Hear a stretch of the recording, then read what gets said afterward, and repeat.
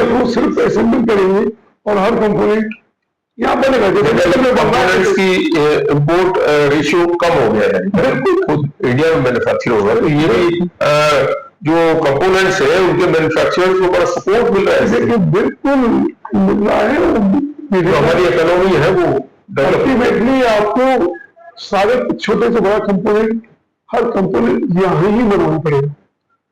जब तभी हम स्वावलंबी बन पाएंगे, तभी हमारे ऊपर डिपेंडेंसी बढ़ेगी। सिर्फ लेबर के बेस के ऊपर हम आगे नहीं बढ़ सकते। रॉ मटेरियल अगर मुझे इंपोर्ट करना है तो मुझे ट्रांसपोर्टेशन कॉस्ट भी लगनी है, वो भी लगनी है। रॉ मटेरियल मेरा वहां से मिल रहा है और सिर्फ लेबर सस्ती है और समय के साथ में लेबर को भी इम्प्रूव होना है, उनकी वजह से भी इम्प्रूव होना है। तो कहीं ना कहीं हमको कंपोनेंट्स सारे यहाँ बनाने में उसको कॉस्ट बढ़ा करके और लेबर जो हमारी जो श्रमिक है उनके स्तर को साथ साथ ये लेबर स्किल को डेवलप करने के लिए सेंट्रल गवर्नमेंट ने जो यहाँ इंस्टीट्यूट आगरा में एस्टेब्लिश किया हुआ है, तो उससे कितना सपोर्ट मिल रहा है? लेकिन सेंट्रल फुटवेयर जी के लिए इंस्टीट्यूट आगरा में शुरुआत से है, बहुत लंबे समय से। ये केंद्रीय चंद्रपाल का केंद्र पहले यही नगलापति को हुआ करता था। अच्छा, नगलापति से धीरे धीरे सरकार ने एक अच्छी बिल्डिंग और उनके लिए हॉस्टल भी तैयार की। जी तो हालांकि उसका स्तर उतना अच्छा नहीं रहा है। अच्छा। और उसमें जो स्टॉप आता है वो शायद जिनको और कहीं नहीं मिलता वो इसमें ज्वाइन करते हैं। लोगों की मानसिकता एक घर कर गई है, उनको मैन्युफैक्चरिंग में न जाकर के सीधे सर्विस सेक्टर में या ऐसे सेक्टर में जाना है, सरकारी नौकरी में जाना है या बैंकिंग में जाना है, उसकी तरफ ध्यान ज्यादा रहता है। तो इसमें वो इसके लिए नहीं मिल पाती। जबकि युवाओं को ये समझना होगा कि जितनी ग्रोथ आपको इंडस्ट्री में मिल सकती है उतनी ग्रोथ कहीं नहीं मिल सकती जॉब में। मेरे पास जो आज जिन्होंने 1992-94 में 1800 का मात्र स्टाइपेंड क्वेश्चन किया था, आज वो 2.5 लाख रुपए करे, उनके पास गाड़ी भी है और सब कुछ है जी। और अगर वो युवा अगर वहां से CFTI से या FDDI से या CRRI से सीख करके या ज्यादा इंजीनियरिंग कॉलेज भी है हमारे पास, ज्यादा में भी BTech प्रक्रिया भी है और ज्यादा लेबर इंस्टीट्यूट भी है, इनसे ट्रेनिंग देख करके अगर अपनी जूते की इंडस्ट्री बनाता है, तो मैं आपके सामने बैठा हूँ जी। अच्छा बैठा हूँ, ओके। इंडस्ट्री बनाता है तो उसमें 80 की संभावना है। जूते के उद्योग वाले जो दस्तकार कहलाते थे वो भी उद्योगपति कहलाते हैं। अच्छा, मैं एक सवाल और कर रहा हूँ सर, थोड़ा सब्जेक्ट से हटके कर रहा हूँ। आपको मेरे ख्याल से 30-35 साल हो गए इस बिजनेस। ज्यादा 77 से हमने शुरुआत की। आपसे पर्सनल सवाल है, आपने कहाँ से शुरू किया था इसको? आपने कंसेप्ट कहाँ से डेवलप हुआ कि सब मुझे शू इंडस्ट्री में आना है? देखिए तो ये कहाँ और किस लेवल से शुरुआत कर दिए? पंजाब माइग्रेट होकर के आया था 2000 की समय, और लेकिन शिक्षा के प्रति परिवार का रुझान था कि शिक्षित हूँ।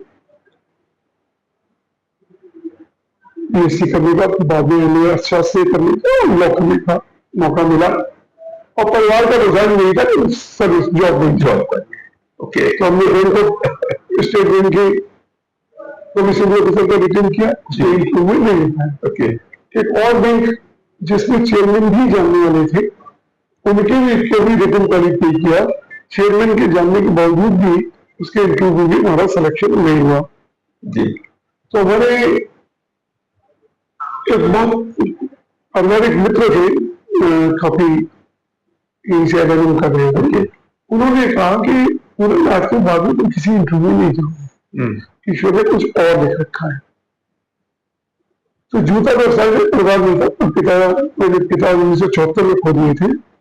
1977 में हमने रिटेल से शुरुआत की। ओके। सदर बाजार में अच्छा, बना हुआ जूता खरीदते थे और रिटेल की दुकान शुरू की, क्योंकि हमको ये लगता था कि आगरा बड़ा टूरिस्ट मार्केट है, पर्यटन का केंद्र है, में भी लोग देखने आते हैं, कुछ आते हैं, लेकिन कोई भी अच्छा जूते का शोरूम नहीं इस ताज रोड पर या सदर बाजार में नहीं है। वो सिर्फ किनारी बाजार में और फवारा में और उसी को कंजेस्टेड एरिया में है, जिसमें न पर्यटक पहुंच पाता है, न अच्छा एक पॉश क्लास जो है गाड़ी वाली क्लास नहीं पहुंच सका। तो हमने रिटेल शोरूम से शुरुआत की, डावर्स के नाम से, और रिटेल शोरूम बड़ी से पड़ता उसमें लेकिन बहुत अच्छे से गए। 1984 में हमने इसका मैन्युफैक्चरिंग की शुरुआत की।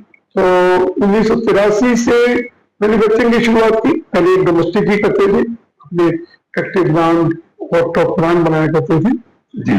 तो उसमें भी एक रीजनेबल अच्छी सफलता मिली थी, और एक मौका था कि रशिया के कोलैप्स के बाद में एक्सपोर्ट में पैर जमाने का वेस्टर्न वर्ल्ड में, और सही समय था और सही समय पर एंटर किए। 1990 में फेस में पार्टिसिपेट करना शुरू किया, और पीछे मुड़ के देखने का मौका नहीं मिला। तो जैसा आप दर्शकों ने देखा, आज फुटवियर और लेदर इंडस्ट्री के बारे में हमारे साथ श्री पूर्ण डावर जी बैठे, इनसे चर्चा हुई और बहुत से बिंदुओं पर हमने चर्चा की है, जिसमें एक्सपोर्ट भी है, डोमेस्टिक भी है, रॉ मेटेरियल के प्रोडक्शन के बारे में भी बातचीत हमने की है आपसे, और उसमें सेंट्रल गवर्नमेंट की क्या पॉलिसीज है इस पे भी चर्चा हुई, स्किल डेवलपमेंट पे भी बहुत चर्चा हुई है, बहुत सी बिंदुओं पर आपने प्रकाश डाला है। और आगरा का जो शू इंडस्ट्री आगरा की, उसके बारे में बहुत सी बातें बताइए, कहां से डेवलप हुई और आज इंडिया में लीडिंग एक्सपोर्टर है आगरा और मैन्युफैक्चरर है। तो बहुत बहुत धन्यवाद है। धन्यवाद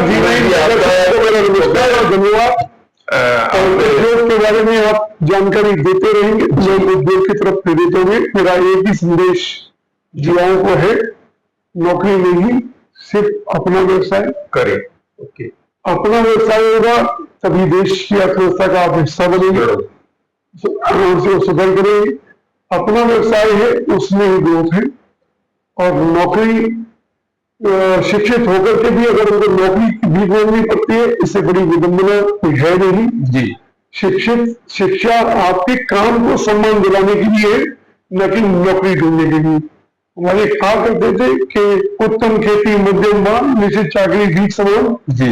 हम भीख की ओर बढ़ रहे हैं, और अपने जो उत्तम कार्य थे, जिनको हमको अपनी शिक्षा के साथ में सम्मानजनक बनाना था, उससे कहीं हट करके हम डिग्रियों की तरफ बढ़ गए, और डिग्री देकर के आज युवा घूम रहा है। तो दर्शकों, जैसे देखा आपने, हमारे साथ पूर्ण डावर जी ने अपने विचार, अपनी योजनाएं, सेंट्रल गवर्नमेंट की जो पॉलिसीज है, आगरा का लेदर इंडस्ट्री है, फुटवियर इंडस्ट्री, सब पे बड़े वृहद रूप से अपना विचार बताया और सारी चीजें संदेश लोगों को देना जी जी जी कि उनको ये मानना होगा कि कोई भी काम छोटा नहीं।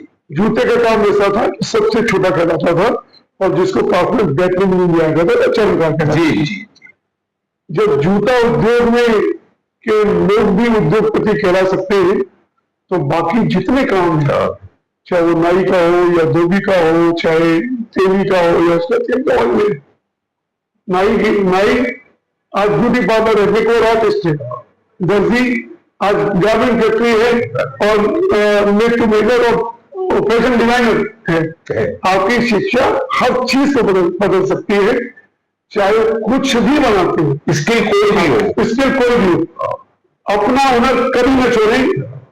शिक्षा अवश्य दें, और शिक्षा आपके काम को सम्मान दिलाएगी, आपके काम को स्केल अप करेगी, आपको उद्योगपति बनाएगी, आपकी शिक्षा ही बनाएगी। और वो छोटा से छोटा कहे जाने वाला काम वो उद्योग में बदल सकता है। जो जूता दस्तकारी उद्योग कहलाता था, आज $28 बिलियन की इंडस्ट्री है, इसमें $6 बिलियन का निर्यात भी होता है। धन्यवाद। कृपया लाइक और सब्सक्राइब कीजिए। आप देख रहे हैं जियो 9 न्यूज।